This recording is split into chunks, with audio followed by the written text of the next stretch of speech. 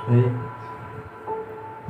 setelah sekian lama, akhirnya saya akan coba untuk menceritakan kembali cerita mistis ya. Tapi kali ini bukan dialami oleh saya maupun teman saya, tapi ini dialami oleh seseorang bernama Rudy.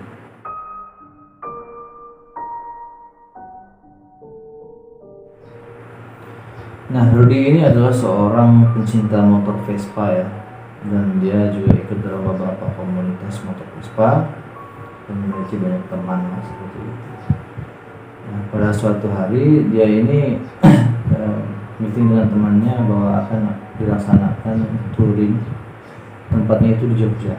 Nah, si Rudy ini dia tinggal di Jakarta, jadi dia berencana untuk solo touring ya, bermotor sendiri menggunakan Vespanya dari Jakarta menuju ke Yogyakarta. Nah, masalahnya di sini si Rudy ini belum pernah ke Yogyakarta, jadi dia mencoba untuk menggunakan aplikasi Google Maps atau menghubungi teman-temannya yang sekiranya pernah melakukan perjalanan ke Yogyakarta seperti itu. Satu hari sebelum keberangkatannya dari Jakarta ke Yogyakarta, tentu saja si Rudy ini mempersiapkan segala kesehatan motornya gitu ya. Jadi dirawatlah motornya ini, diganti oli, bensin full, bensin cadangan juga dibawa, mesin-mesinnya dicek, lampu-lampunya juga dicek segala macam. Pokoknya semua lah. Jadi begitu perjalanan dari Jakarta ke Jogja ini bisa aman gitu. Kita cerita keesokan harinya si Rudy ini siap-siap dan berangkat dari Jakarta itu pukul 7 pagi. Kalau diceknya dari Google Map itu estimasi perjalanan kurang lebih 5 jam dari Jakarta ke Yogyakarta menggunakan jalur darat menggunakan sepeda motor. Tidak lama setelah melakukan perjalanan sekitar 20 menit kemudian tiba-tiba hujan mengguyur di jalan. Mau tidak mau si Rudy ini singgah, tapi ternyata dia lupa memasukkan mantel atau jas hujannya. Jadi mau tidak mau dia menunggu dengan harapan hujan cepat reda. Tapi ternyata hujan sangat lebat dan memakan waktu kurang lebih 1 jam. Karena merasa oke lah, tidak masalah gitu kan. Jadi ditunggu aja sampai reda daripada barang bawaannya basah. Karena barang bawaannya lumayan banyak. Kan sejam kemudian hujan reda, dia pun mulai menyalakan motornya dan melanjutkan perjalanan. Setelah melakukan perjalanan sekitar 2 jam, si Rudy ini berhenti di sebuah warteg gitu ya untuk makan siang. Nah, di warteg itu karena masih belum tahu jalur, si Rudy bertanya kepada pemilik wartegnya, "Pak, ini kalau mau ke Jakarta berapa lama lagi ya?" "Oh mas, ini kalau dari sini ke Jogja ya sekitar 3 jaman lagi lah mas." "Oh gitu." "Tapi nanti mas ini mau lewat jalur mana? Ini kan ada banyak jalurnya." "Loh, emang ada berapa jalur Pak ya? Saya tahu cuma satu itu." "Oh enggak mas, di sini ada 4 jalur. Mas mau lewat yang mananya?" "Kalau saran saya sih jalur C aja mas." "Oh, jalur C Pak ya?" "Ya mas, soalnya situ lebih dekat." "Oh ya udah. Nanti saya coba lewat jalur C aja Pak. Makasih Pak ya." "Ya sama-sama mas." Setelah selesai makan, Rudy pun melanjutkan perjalanan. Selama di perjalanan, Rudy teringat kalau dia punya teman komunitas di sekitaran daerah sebelum masuk ke Jogja gitu. Jadi dia berinisiatif untuk menghubungi teman-teman satu komunitasnya ini. Nah, setelah menghubungi temannya, si Rudy pun langsung ke base camp teman-temannya ini. Sampai di situ, Rudy pun bercerita bahwasanya dia ada undangan untuk touring ke Yogyakarta dan memang hanya dia yang diundang, teman satu komunitasnya ini tidak diundang gitu. Nah, dia masih bingung dengan jalur yang ada di situ untuk menuju ke Jogja. Lalu teman-temannya ini menyarankan untuk lewat jalur B saja. Loh, si Rudi bingung karena tadi pemilik warteg bilang jalur C yang lebih dekat, tapi temannya ini bilang jalur B karena dia lebih pendek rutenya dan bisa dibilang ya aman gitu. Cuman memang banyak pohonnya aja, rindang, jadi kalau nggak matahari nggak panas gitu. Masih bisa ya redam gimana gitu rasanya, cuacanya dingin sejuk lah pokoknya. Lalu si Rudi ini pun memutuskan untuk ya udah dia lebih percaya sama si teman-temannya ini untuk memilih jalur B. Singkat cerita, setelah ngopi-ngopi, ngobrol-ngobrol santai, si Rudi pun pamit dengan teman-temannya dan melanjutkan perjalanan ke Yogyakarta melalui jalur B. Nah, selama di perjalanan ini si Rudi pun tetap melihat petunjuk jalan gitu ya. Sampai akhirnya dia tiba di persimpangan dan melihat jalur B arahnya ke sini, jalur A ke sini, C ke sini, dan D ke sini. Sesuai informasi dari teman-temannya, akhirnya si Rudi memilih untuk jalur B. Nah, dari persimpangan tadi ke jalur B itu memakan waktu kira-kira 1 jam. Begitu sampai di mulut jalur ini, si Rudi kaget karena memang kanan kiri jalur ini dipenuhi dengan pohon-pohon yang masih besar-besar, rindang, dan sampai menutupi bagian atas jalan gitu. Jadi redup remang gitu cahaya masuk.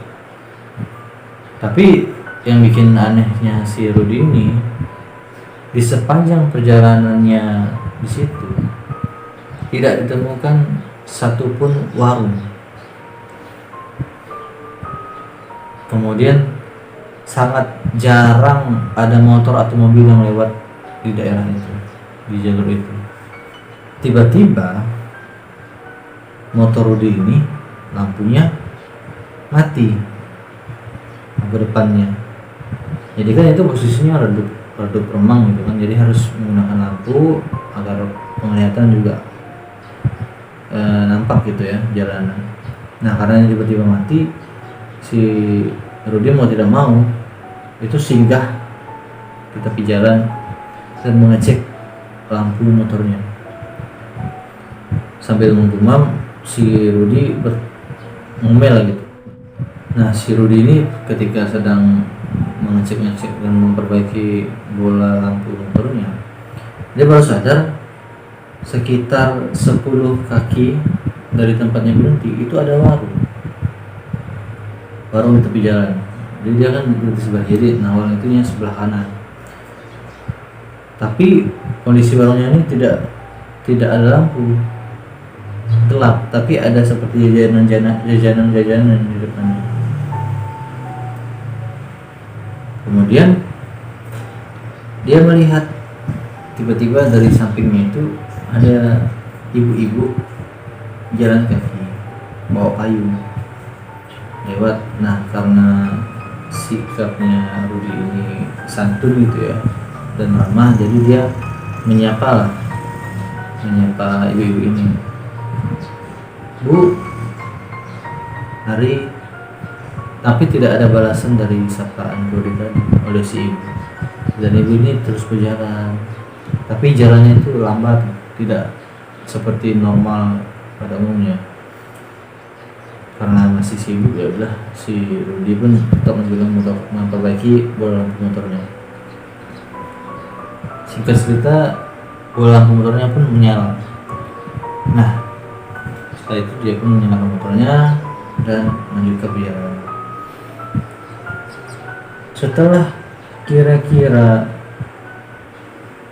500 meter menggunakan motor itu, si Rudi kembali mengalami lampu motornya yang padam. Jadi lampu motornya mati kembali. Dah, kali ini si Rudi pun tidak mau menepi dan mengecek kembali bola lampu motornya ini kenapa sih? Karena baru saja dicek kok sudah mati lagi. Dan dia kembali tersadar kalau ada warung di tepi jalan seberang tempat dia memperbaiki motor itu. dengan warung yang sama seperti yang sebelumnya dia lihat. Sama persis, tidak berlampu, ada jajanan di depannya, tapi tidak ada orang. Mulai aneh lah si Rudy ini, tapi dia tidak mau ambil pusing karena dia ingin cepat-cepat memperbaiki bola lampunya dan segera pergi.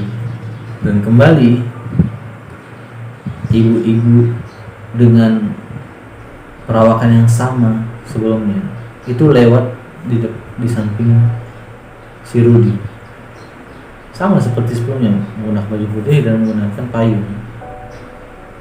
Si Rudy kali ini tidak menyapa, tapi dia heran, loh bukannya tadi ibu-ibu itu sudah lewat tadi, kok dia lewat lagi ya? Si Rudy bingung, padahal ketika dia jalan tadi itu tidak menemukan ibu-ibu itu. Kok bisa ibu ini cepat menghampiri dia kembali, bahkan lewat di sampingnya lagi. Sudah mulai tidak enak perasaan Rudy kan. Akhirnya dia mengganti saja bola lampunya dengan yang baru, karena dia tidak mau bola lampunya ini rusak lagi. Diganti baru, sudah, oke, lanjutkan perjalanan. Perjalanan aman, saat itu aman. Tapi setelah sekitar 45 menit menggunakan motor, si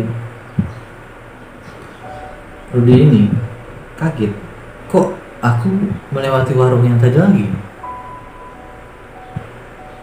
Dia tidak sadar selama perjalanan 40 menit ini dia sudah melewati warung yang sama sebanyak 10 kali dengan bentukan yang sama. Ketika dia sadar bahwa dia telah melewati warung itu, tiba-tiba motornya mogok dan berhenti. Si Rudy bingung, apa sebenarnya yang terjadi di sini. Belum sempat dia mau turun memperbaiki motornya, ibu-ibu yang tadi lewat dengan perawakan yang sama kembali lewat di samping si Rudy menggunakan payung dengan jalan yang lambat. Si Rudy sudah saking takutnya, dia bingung. Dia dalam hati berdoa semampu yang dia tahu. Tiba-tiba ibu yang berjalan di depannya tadi berhenti dan membuat si Rudy semakin takut, karena ibu ini tiba-tiba mulai berbalik arah mengarah ke Rudy, tapi wajahnya tidak nampak karena ketutupan sama poni rambutnya. Terus dia coba untuk starter motornya, tanpa dia sadari ibu-ibu itu sudah mulai maju mendekat. Sekitar jarak 3 meter dari motor Rudy akhirnya bisa dinyalakan. Selamatlah Rudy bisa menyalakan, langsunglah dia tancap gas dengan sikap ngebutnya. Dan semakin heran semakin berjam-jam dia masih di jalur itu dan tetap melihat pemandangan yang sama, warung itu, dan ibu-ibu yang tadi itu selalu ditemukannya di tepi jalan. Lewat ada ibu itu, dia lewat lagi ada ibu itu, dia lagi ada ibu itu. Dan mungkin terasa stres dia di situ kan. Apa ini kok aku kayak putar-putar di sini, kayak dikerjai di sini.